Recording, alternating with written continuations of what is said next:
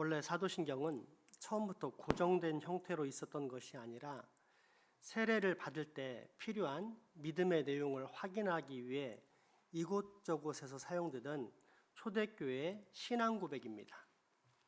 이러한 신앙고백이 정립되면서 390년경에 라틴어 신앙고백인 아큘레이아 신경으로 확립되었는데, 이때 지옥에 내려가셨으며 또는 다른 말로 음부에 내려가셨으며 라는 부분이 발견됩니다.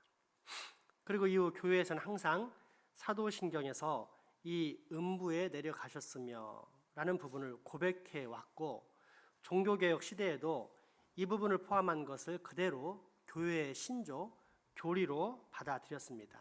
그러니까 원래 신앙 고백은 본디오 빌라도에게 고난을 받아 십자가에 못 박혀 죽으시고 음부에 내려가셨으며 또는 지옥에 내려가셨으며 라고 되어 있었습니다. 그런데 어찌된 일인지 우리나라에 사도신경을 전한 사람들은 이 부분을 제거한 형태로 가르쳤고, 그래서 현재 한국교회에서 통상적으로 암송하고 있는 사도신경에는 이 구절이 들어있지 않습니다. 추측컨대 아마도 해석하기가 쉽지 않은 난제이고 또 논란이 있을 것 같기 때문에 삭제하지 않았을까라고 생각이 됩니다. 그러나 하이델베르크 교리문답은 이 부분을 정확하게 포함하고 있기 때문에 우리 역시 이것을 우리의 신앙으로 받아들여 올바른 신앙 고백을 정립해야 할 것입니다.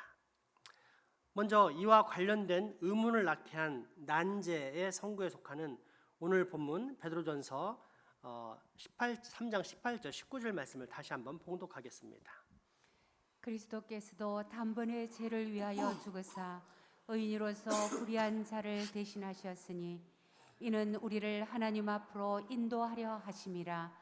육체로는 죽임을 당하시고 영으로는 살리심을 받으셨으니 그가 또한 영으로 가서 옥에 있는 영들에게 선포하시니라.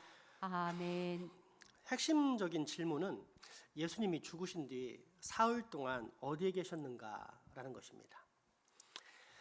이에 대해 대부분의 사람들은 무덤 속에 계셨다라고 답변합니다. 당연합니다.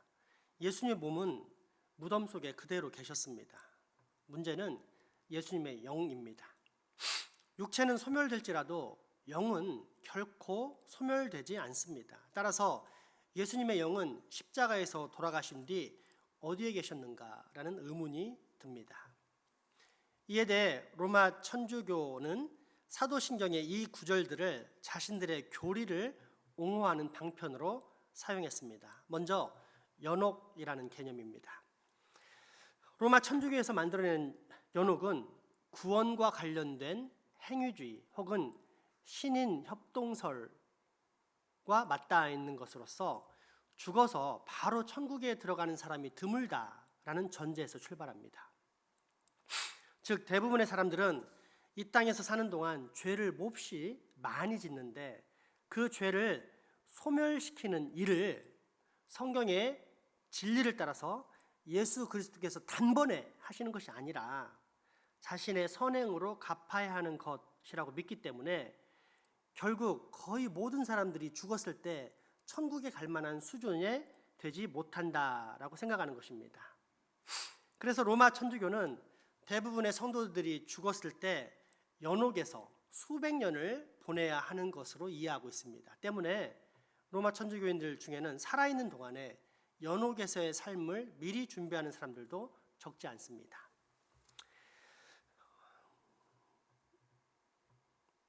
로마 천주교의 이 개념 때문에 천주교는 연옥에서의 삶을 할 수만 있으면 줄이기 위해 이 땅에서 신부에게 고해를 하도록 시키고, 이 고해를 받은 신부는 그 교인에게 보석을 위해서 어렵고 힘든 일을 시킵니다. 그래서 이 선행을 통해 연옥에서의 삶이 좀 줄어들게 만드는 것입니다. 하지만 대부분의 경우 이 보석을 통해서도 죄가 다 씻기지 않기 때문에 대신 죄를 사해 준다는 대사를 시행하게 되는데, 이 대사는 대부분 돈을 내는 것입니다. 그리고 대사를 통해서도 연옥에서의 삶이 여전히 길기 때문에 참회를 명하게 되는데, 참회는 채찍으로 자신을 때리거나 고행을 하는 등 자신을 육체적으로 괴롭게 하는 방식으로 시행됩니다. 이렇게 해서 죄를 경감시키고 그로 말미암아 연옥에서 삶이 줄어들어 훨씬 빨리 천국에 들어가게 하고자 하는 것입니다. 실로 가증한 거짓말이 아닐 수 없습니다.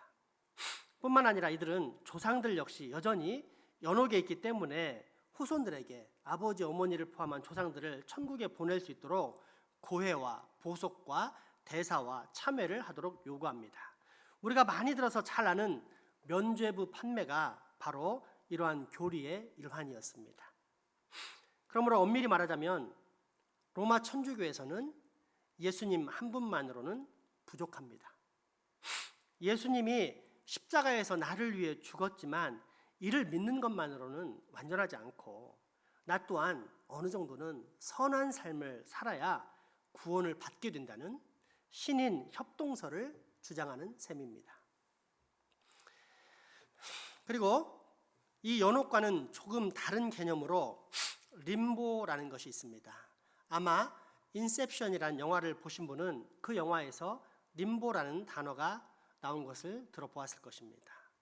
이 림보란 지옥의 양쪽 가장자리에 있는 것으로서 한쪽에는 예수님이 복음을 전하시기 전에 살았던 의로운 사람들이 거하는 곳인 선조 림보가 있고, 또 다른 한쪽에는 원죄는 가지고 있으나 자범죄를 짓기 전에 일찍 죽은 유아들이 가는 곳인 유아 림보가 있습니다. 쉽게 말해 죽는 순간 천국과 지옥이 결정되는 것이 아니라 또 한 번의 기회를 얻는 중간지대가 있다라는 뜻입니다.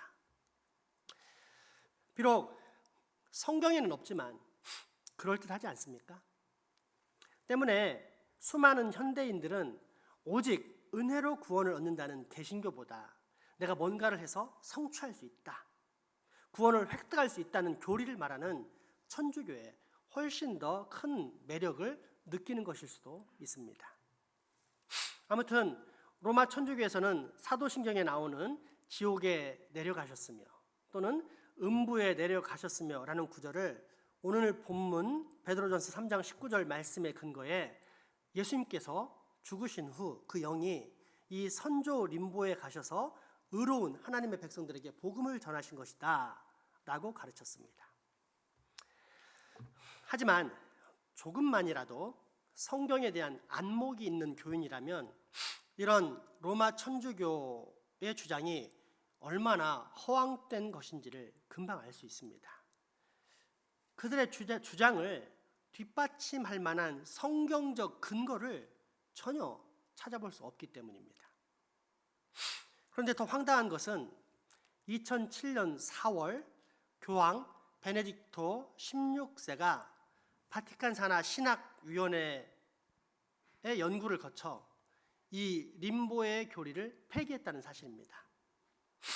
즉 로마 천주교는 자신들이 수백 년 동안 가르쳐 왔다는 림보 교리를 스스로 부인한 셈입니다. 이 위원회의 위원이었던 토니 켈리 신부, 호주 사람인데 이렇게 말합니다.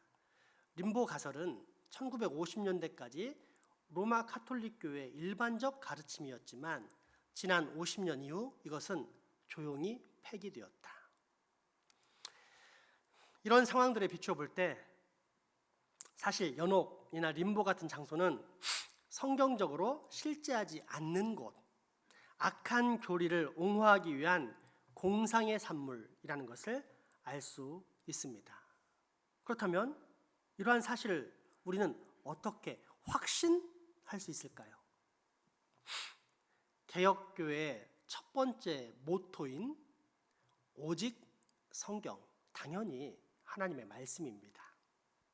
먼저 첫 번째 장소에 대한 것으로서 예수님께서 십자가에 달리신 후에 한편 강도에게 하신 말씀, 누가복음에 있는 말씀을 보겠습니다.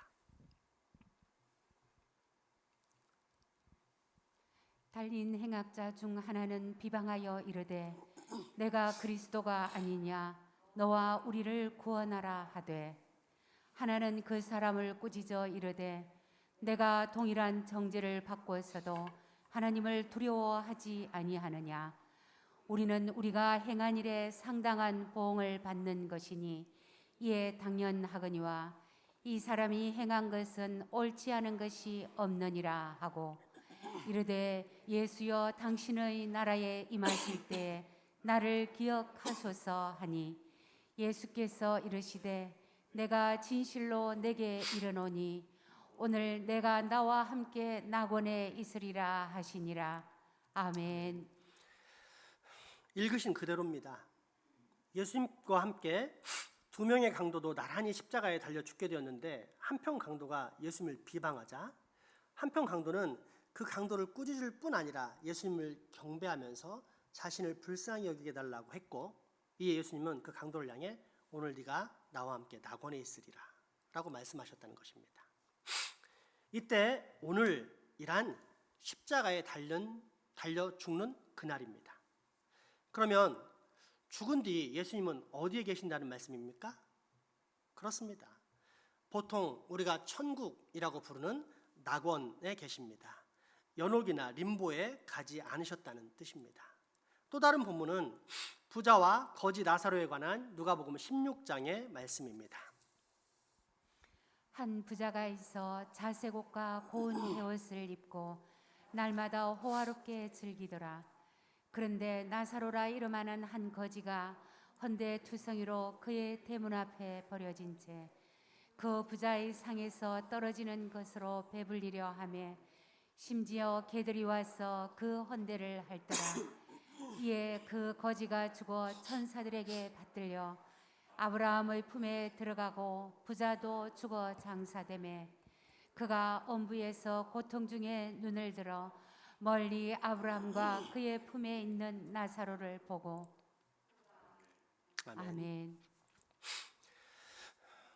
죽어서 부자와 거지 나사로가 머문 곳이 연옥이나 림보, 그러니까 한 번 더 기회를 얻을 수 있는 중간지대였습니까? 아닙니다. 바로 천국과 지옥 또는 낙원과 음부라고 불리는 넷에 들어갔습니다. 그리고 이 사실은 로마 천주교의 두 번째 기회라는 교리를 정면으로 반박합니다. 상식적으로 말해 부자와 거지 나사로 중 이 땅에 살 때 선행을 하는 보속이나 돈을 내는 대사의 행위를 누가 더 많이 했겠습니까? 당연히 부자입니다. 그러므로 만약 사람의 선행과 능력으로 천국과 지옥이 결정된다면 지옥에는 거지 나사로가 들어갈 것이고 부자는 천국에 들어갔을 것입니다. 그런데 성경에는 연옥은 언급조차 없고 대신 정반대로 말하면서 거지 나사로는 천국에, 부자는 지옥에 있었다고 기록합니다. 따라서 죽은 뒤에도 두 번째 기회가 있다고 말하는 로마 천주교 교리는 사실상 성경에 없는 공상의 산물임을 확인할 수 있습니다. 그리고 이어지는 또 다른 문제는 구원의 능력에 관한 것인데 이에 대한 답변은 요한복음 19장에서 찾을 수 있습니다. 함께 읽어보겠습니다. 예수께서 신 포도주를 받으신 후에 이르시되 다 이루었다 하시고 머리를 숙이니 영혼이 떠나가시니라. 아멘. 성부 하나님께서 공의와 진리를 따라 예정하신 모든 구원의 계획을 성자 예수님께서 십자가를 통해 다 이루십니다. 그리고 그 사실을 온 천하에 선포하신 것이 오늘 본문의 말씀입니다. 그런데 이때 예수님께서 아직 조금 남았다, 니들이 할 일이 있다 라고 하셨습니까? 아니면 다 이루었다 라고 하셨습니까? 다 이루었다고 하셨습니다. 그러므로 구원을 위해 우리의 인간의 편에서 할 수 있는 것은 아무것도 없고 오직 다 이루신 예수 그리스도를 믿고 그 공로를 덧입기만 하면 됩니다. 즉 예수님이 십자가에서 최종적으로 대속의 피를 흘리심으로써 나의 구원을 다 이루셨다라는 사실을 믿기만 하면 예수님의 공로가 내 공로, 예수님의 의가 내 의가 되어 나는 구원을 받고 또한 영생을 얻게 되는 것입니다. 이것이 십자가 보혈의 공로입니다. 그런데 만약 우리가 죽어서 연옥에 갔는데 거기에서 열심히 노력해서 천국에 이르려고 한다든지 또는 이미 죽어 연옥이나 림보에 있는 우리 조상들을 구원하기 위해서 내가 이 땅에서 열심히 보속이나 대사 또는 고행이나 선행을 힘쓰게 된다면 결국 어떤 뜻이 되는 것입니까? 그렇습니다. 예수님의 구원은 불완전하다. 결코 다 이룬 것이 아니다 라면서 성경을 정면으로 반박하는 행위가 되는 것입니다. 그런데 정말로 성경이 예수님께서 다 이루지 못했다고 했습니까? 아닙니다. 하나님의 말씀은 우리의 구원을 위한 모든 역사를 예수님이 다 이루셨다라고 분명히 가르쳐주고 있습니다. 그러므로 로마 천주교가 오늘 베드로전서 3장 본문에 나오는 영으로 옥에 있는 영들에게 선포했다는 말씀을 해석하기 위해서 연옥이나 림보 교리를 사용한 것은 얼토당토하는 허황된 이야기임을 확인할 수 있습니다. 자, 그렇다면 우리 개혁교회는 이 베드로전서 3장 19절에 나오는 옥을 어떻게 해석해야 할까요? 먼저 옥이라고 번역된 헬라어 하데스에는 세 가지 의미가 있다는 사실을 알아야 합니다. 첫째는 하나님을 믿지 않는 사람들이 들어가 하나님의 심판을 받는 장소인 지옥을 가리킵니다. 부자와 나사로의 이야기에 보면 부자가 음부에서 고통하면서 부르짖는다고 했는데 여기에 쓰인 음부, 지옥이 즉 하데스입니다. 두 번째, 하데스의 또 다른 의미는 무덤 혹은 죽은 사람들이 머무른 장소입니다. 요한계시록 1장 18절에 보면 부활하신 예수님께서 내가 음부의 열쇠를 가졌다라고 하시는데 이 말은 음부의 열쇠로 그 음부의 문을 열고 거기에 있는 사람을 데리고 나온다는 뜻으로서 죽은 사람도 살려낼 수 있다라는 의미입니다. 그러니까 음부라는 것은 여기서 무덤, 죽은 사람의 장소라고 말할 수가 있습니다. 음부, 곧 하데스라는 말이 가진 마지막 세 번째 의미는 지옥의 고통이라는 상징입니다. 신약에 이 하데스란 헬라어의 어원이 되는 구약의 히브리어는 스올이라는 단어인데 구약에서 스올이란 아주 끔찍한 죽음의 고통 또는 지옥의 고통을 상징했습니다. 시편 18편에 그 표현이 잘 나와 있습니다. 사망의 줄이 나를 얽고 불의의 창수가 나를 두렵게 하였으며 소울의 줄이 나를 두르고 사망의 올무가 내게 이르렀도다. 아멘.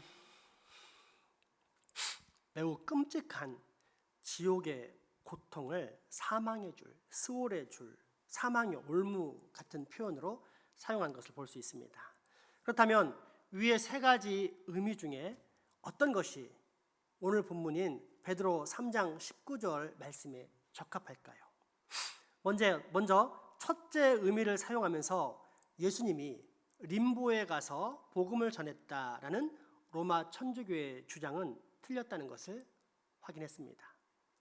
그러면 이제 둘째와 셋째가 남았는데 둘째 의미인 무덤에는 예수님의 몸만 있었을 뿐 예수님께서 십자가상의 강도에게 네가 오늘 나와 함께 낙원에 있으리라 라는 말씀을 통해 결국 둘째 의미도 적합하지 않다는 것을 확인할 수 있습니다. 그러면 이제 마지막 세 번째 의미만 남게 되는 것을 알 수 있는데 그것은 예수님께서 그 끔찍한 지옥의 모든 고통을 다 담당하셨다는 것입니다. 다시 말해 굳이 당하지 않으셔도 될 뿐 아니라 본질적으로 예수님과 도저히 어울리지 않는 지옥의 그 모든 끔찍한 고통을 다 감당하셨다는 것을 음부에 내려가사라는 표현으로 사용하셨다는 것입니다. 그런데 이때 이 모든 끔찍한 지옥의 고통은 사실 누가 받아야만 하는 형벌입니까? 맞습니다. 죄인인 내가 다 받아야만 하는 끔찍한 사망의 형벌입니다. 그런데 우리 주님께서 그 모든 비참한 저주와 형벌을 나 대신 다 받으십니다. 이 지옥의 고통이 얼마나 끔찍한 것인지는 십자가를 지시기 직전 겟세마네 동산에서 3번씩이나 간구한 다음과 같은 기도에 잘 나타납니다. 마태복음 26장에 예수님의 기도를 한번 읽어보겠습니다. 조금 나아가서 얼굴을 땅에 대시고 엎드려 기도하여 이르시되 내 아버지여 만일 할 만하시거든 이 잔을 내게서 지나가게 하옵소서. 그러나 나의 원대로 마시옵고 아버지의 원대로 하옵소서 하시고. 아멘. 여기에서 잔은 죽음을 가리킵니다. 겟세마네 동산에서 이렇게 기도하시는 예수님은 사실 세상에서 가장 죽음을 무서워하신 분입니다. 어찌 보면 우리는 이해가 되지 않습니다. 어떻게 예수님이 죽음을 무서워할까?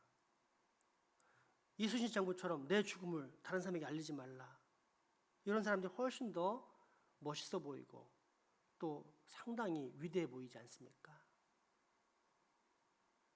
근데 예수님은 죽지 않게 해달라고 3번씩이나 간구했다는 것입니다. 왜일까요?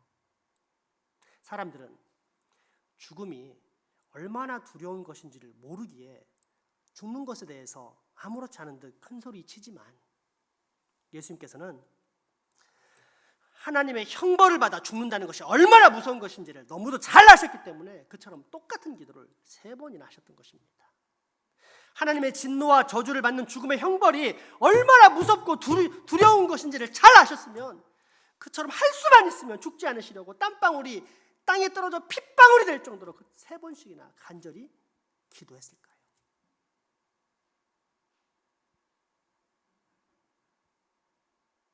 죽음은 끝이다? 죽음은 다 잊혀진다? 난 죽음이 그래서 무섭지 않다? 가장 세상에서 미련한 사람들이 하는 자기 고백입니다. 이 죽음이 얼마나 무시무시한 것인지 아셨던 예수님은 그래서 3번씩이나 살려달라고 하나님께 말씀하셨던 것입니다. 그러나 결국 십자가에 올라가 가장 비참한 지옥을 당하십니다. 천국에서는 하나님과 얼굴과 얼굴로 보지만 지옥에서는 하나님과의 교제가 없습니다. 지옥에 던져지는 것을 성경은 바깥 어두운 데 쫓겨나는 것으로 표현하는데 이런 지옥의 특징은 사랑의 하나님이 계시지 않은 것입니다. 그러니까 모든 생명과 복의 근원이신 하나님이 계시기 때문에 그나마 이 끔찍한 세상에서 우리가 살 수 있는 것입니다. 그런데 지옥은 그 하나님이 없습니다. 오직 공의와 징벌의 하나님만 있습니다. 모든 생명과 복의 근원이신 하나님이 없는 것, 도저히 상상할 수 없는 무시무시한 진노와 저주, 끔찍한 어둠과 형벌의 장소가 지옥입니다. 그런데 이런 지옥에 단 한 번도 하나님과 단절된 적이 없었던 성자 예수님께서 들어가십니다. 십자가에서 외면당하심으로 이 어마어마한 지옥의 고통, 완전한 사망이라는 최고의 형벌을 당하십니다. 왜일까요? 그래야만 죽음의 감옥, 지옥의 고통 가운데 놓인 주님의 택한 백성들을 살려낼 수 있기 때문입니다. 이것이 바로 사도신경에 있는 음부에 내려가사 또는 지옥에 내려가사라는 신앙 고백의 의미입니다. 그리고 오늘 본문은 이처럼 지옥의 고통을 감당하신 예수님의 대속의 죽음을 정의하면서 그로 인한 결과 또한 소개하는데 그것은 주님이 육체로는 죽었으나 영으로는 살리심을 받았다라는 사실입니다. 그리고는 살리심을 받았을 뿐 아니라 산 영이자 살리시는 영이신 이 예수님으로 인해 모든 인류가 구원의 은혜를 얻게 된다라는 사실도 가르쳐 줍니다. 다시 한번 베드로전서 3장 18절에서 20절까지 말씀을 읽어보겠습니다. 그리스도께서 단번에 죄를 위하여 죽으사 의인으로서 불의한 자를 대신하셨으니 이는 우리를 하나님 앞으로 인도하려 하심이라. 육체로는 죽임을 당하시고 영으로는 살리심을 받으셨으니 그가 또한 영으로 가서 옥에 있는 영들에게 선포하시니라.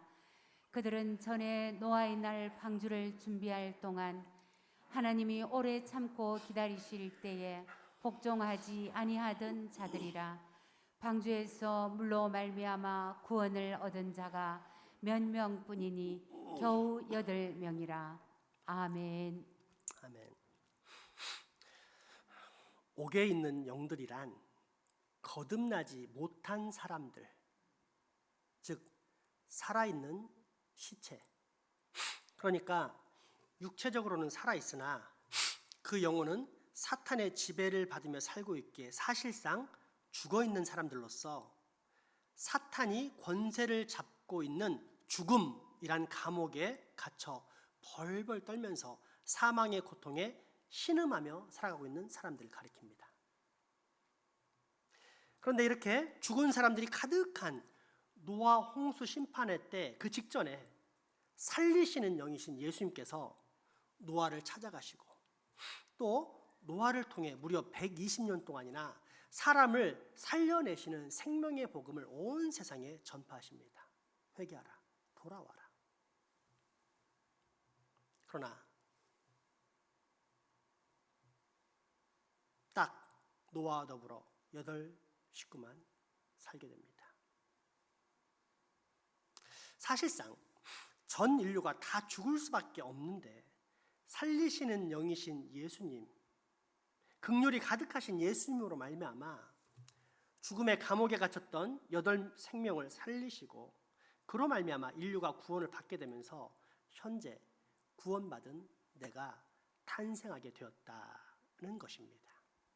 다시 말해, 내가 저 끔찍한 지옥의 고통을 당하지 않고 현재 이처럼 생명의 나라에 들어가 영생을 누리며 살 수 있게 된 것은 내가 잘나서도 또는 내 힘과 능력 때문이 아니라 산 영이요 살리시는 영이신 오직 예수 그리스도 예수의 은혜 때문이라는 말씀입니다.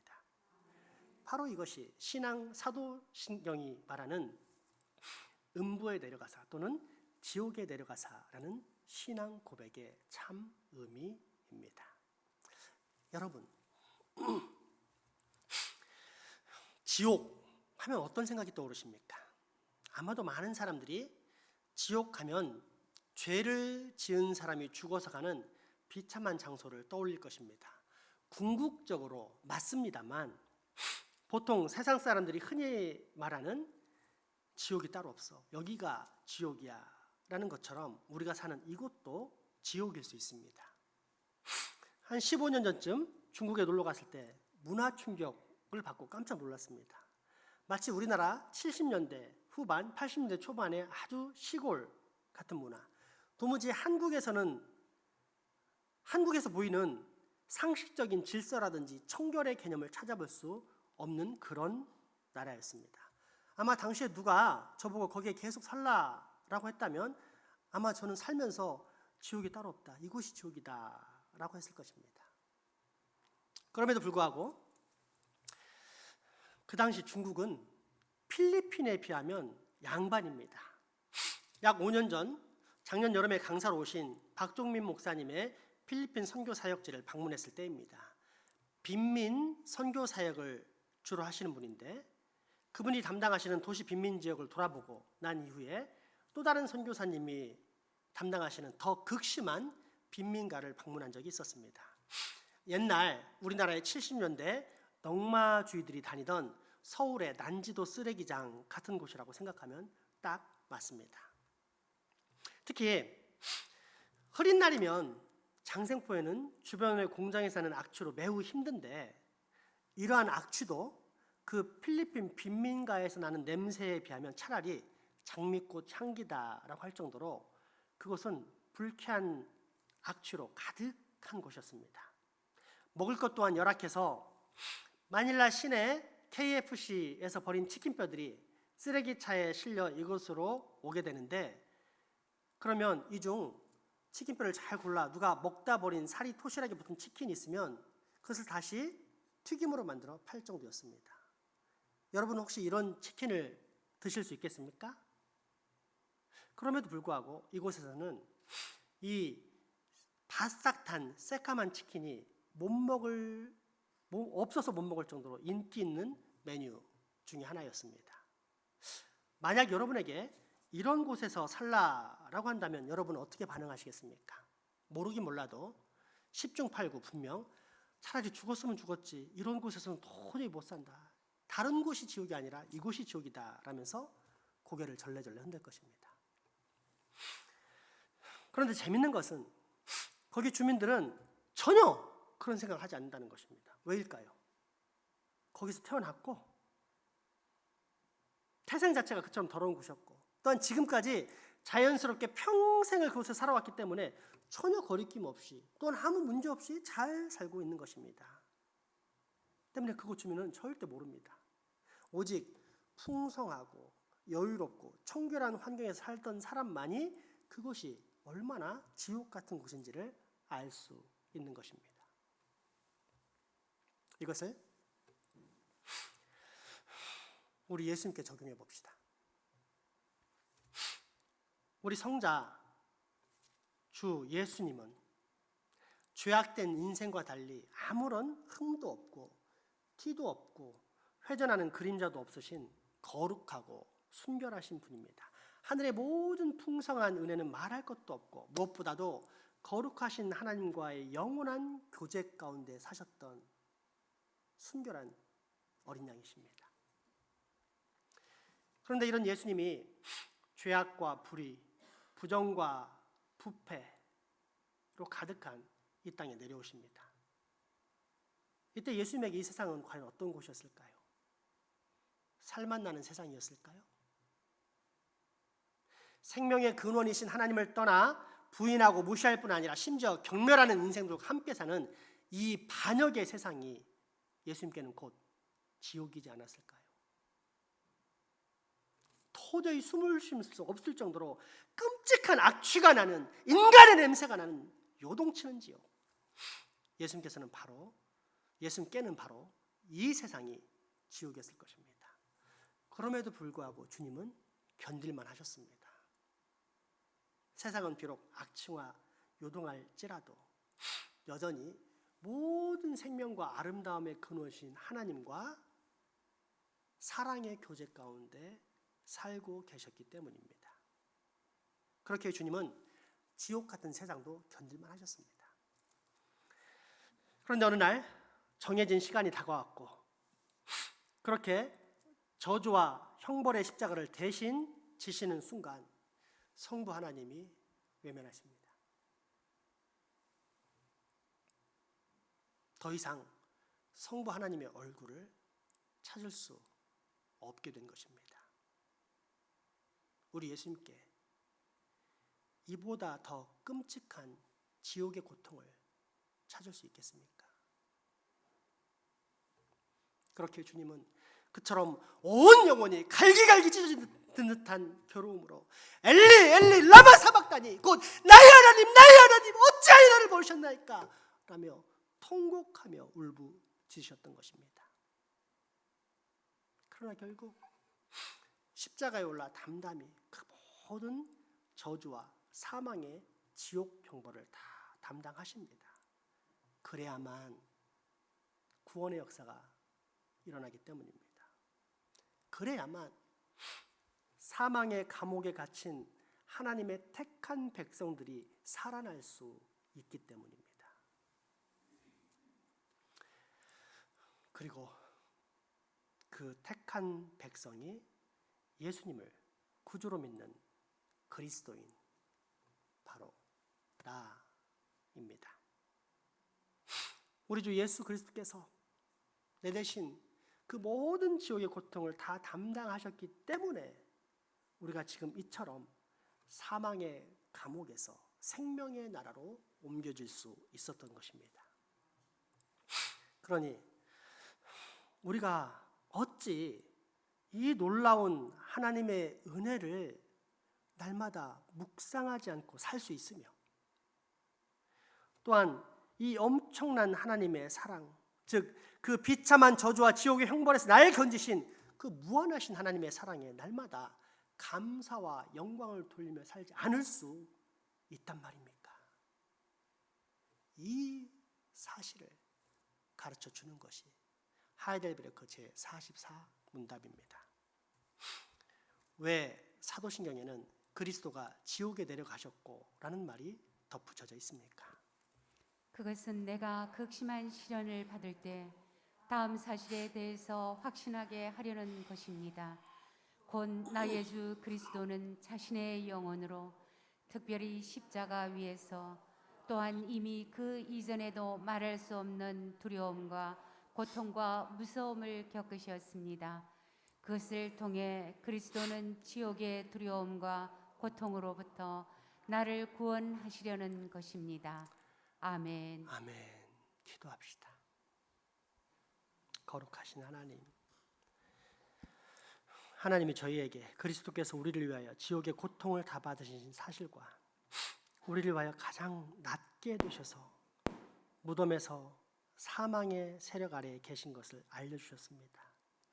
하늘의 하늘도 감당하지 못할 영광스러운 성자께서 그처럼 고난을 당하시고 낮아지심으로써 저희들을 죄에서 구원하여 주시고 죽음을 두려워하는 저희에게 죽음의 독을 다 빼고 새로운 생명을 주셨습니다. 이러한 복음을 저희들이 잘 깨닫고 붙들고 나아가게 하여 주시고 매일의 생활 가운데서 주님의 이러한 말씀으로 큰 위로를 얻게 하여 주옵소서. 그래서 어떠한 어려움이 닥치더라도 좌절하지 않고 십자가 소망으로 살게 하여 주옵소서. 주님께서 그 큰 고난을 다 당하셨기 때문에 저희로서는 더 이상 염려할 것과 지옥의 고통이 없다는 사실을 깨닫고 그러한 확신 가운데 살아가는 사람들이 되게 하여 주옵소서. 예수 이름으로 기도합니다. 아멘. 헌금